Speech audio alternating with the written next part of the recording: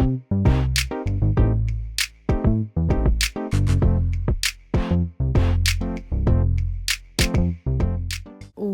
is up, Tress Troop? It is Tress to Impress. Welcome and welcome back to my channel. I am back, you guys, with another Toddler's Girl hairstyling video. If you like this video and videos like it, then don't forget to like the video, leave me some comments down below, and share out the video to anyone and everyone.